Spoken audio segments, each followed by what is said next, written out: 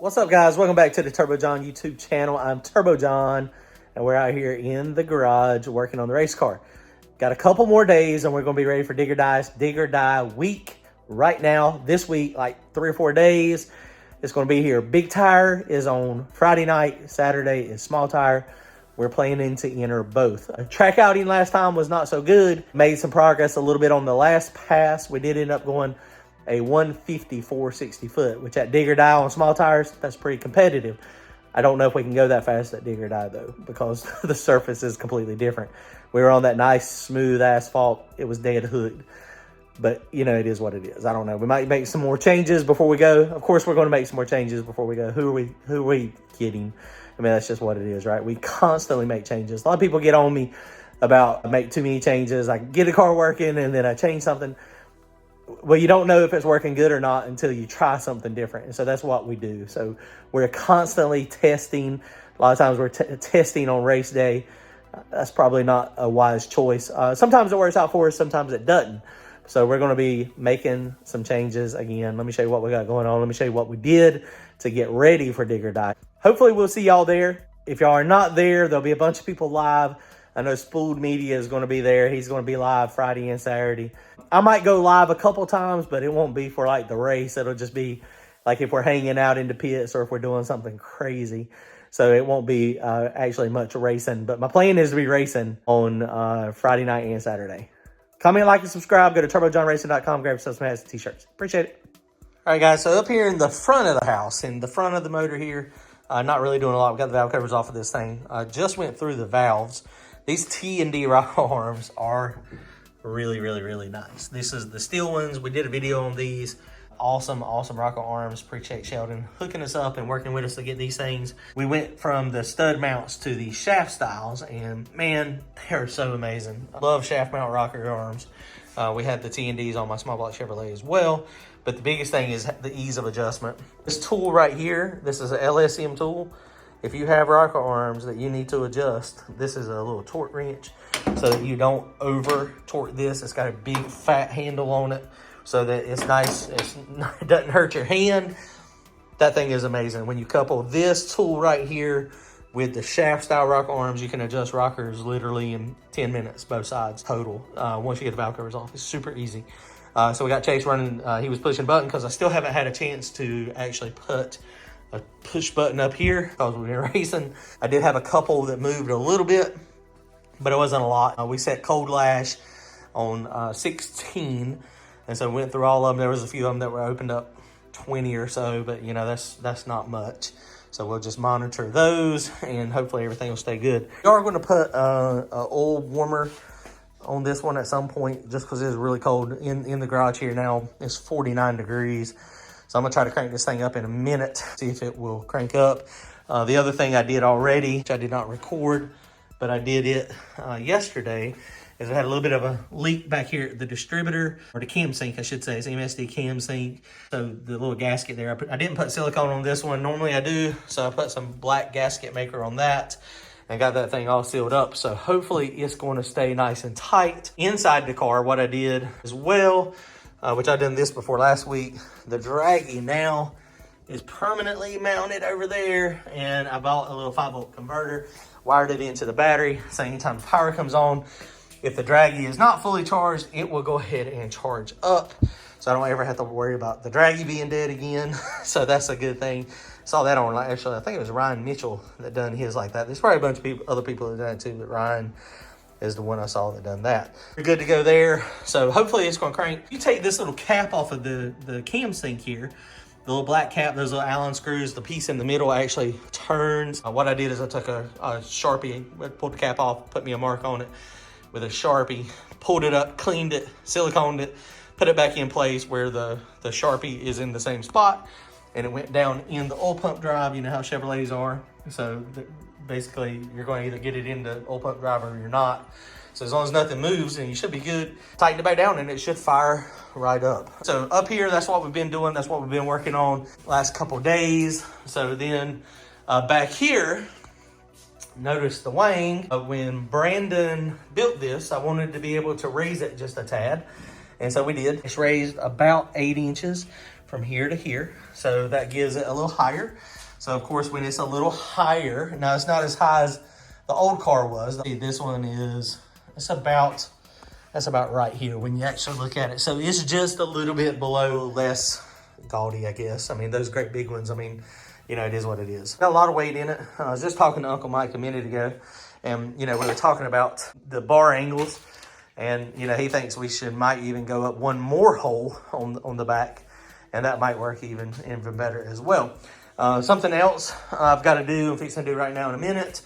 We are not running with the hood on the car this weekend, so the hood's going to be off of it just because we want the air, if the front end is up, we want the air to be able to escape. We don't want it to become a parachute. So, you know, that's something that you have to be kind of mindful of. We do have a belly pan under there, but it's not completely enclosed. So any air does have ability to get out of here, so that's good. My vent can, we noticed the last few races, we dump this thing out pretty regular. It gets moisture in it, condensation mostly, a little bit of oil, but mostly condensation. But we did notice that for some reason, you know, it stubs out, and we were getting a little bit of oil mist back here occasionally. It wasn't happening all the time. I couldn't really figure out what was going on. And so then, this is my little contraption that I did. So this stubs out down in there. It's got that little bend on it, and that ideally would be like right there. So the way this one is actually done now is it points like right here. So it goes down pointing to this. Remember, we used to use the top, and I pointed it that way so that it wouldn't get any oil splash. So I didn't think about that. But with this one, I think what's happening is these lines, especially this one, is basically just blowing it into this. So I'm fixing to cut this off. It's just tack welded on. So I'm fixing to cut this off, and I'm going to face it this way over here. Sorry, I didn't catch it. So I'm going to face it and put a little bit more of a bend in it and actually face it toward that side. And then that way it'll be the opposite of these two here. So anything going in, it should hopefully go down and not go out that tube, because we don't want the oil mist, you know, happening. Wasn't a lot, but it was just enough to where, you know, I want to try to fix it if I can. So got this thing ready to go. Everything's good to go. Drag Wire Solutions, they hooked this up with the wiring. Wiring is being flawless on this thing. Love it. Scarlet Solutions, some of his sticker is gone, but he's the one that provided all of our sensors, all these lights that are super bright, gives us lots of lighting in the car so we can make changes when we need to. Full spectrum power battery. Whew, boy, it's gangster. Let's see, I'm gonna put the valve covers on it real fast, and then we're gonna try to crank it up, see if we can get it to fire up. That'll tell us if the cam sync's in the right spot. Timing should not have moved. We'll put a timing light on it probably when we get to the track. Timing is down here, so as long as it fires up, you have a pretty big window in the cam sync. The way you set the cam sync in, you can put it on digital falling or digital rising. About 195 degrees is optimal before top dead center on the compression stroke. And then so you have like a 30-degree window. So as long as we're in that 30-degree window, it should be good to go. All right, hang on.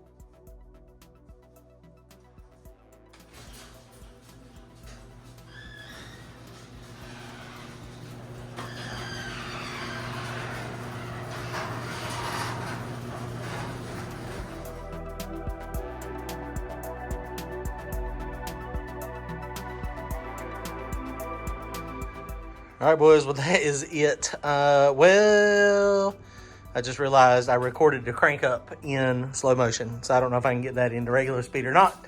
And if we can, cool. If not, it cranked up. It was kind of a pain in the butt, but we did get it to crank up. So cam sync is ready to go. Hope Randy doesn't see that sliding off. I might edit that out of the video. Yeah, no, that did not slide off. That was staying there.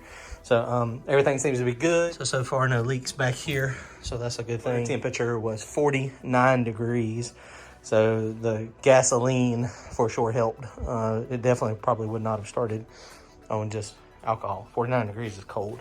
So, all right, guys, comment, like, and subscribe. Dig or Die Friday, Saturday. We'll be there. It's going to be cold. Dress warm. Thanks, guys. See you.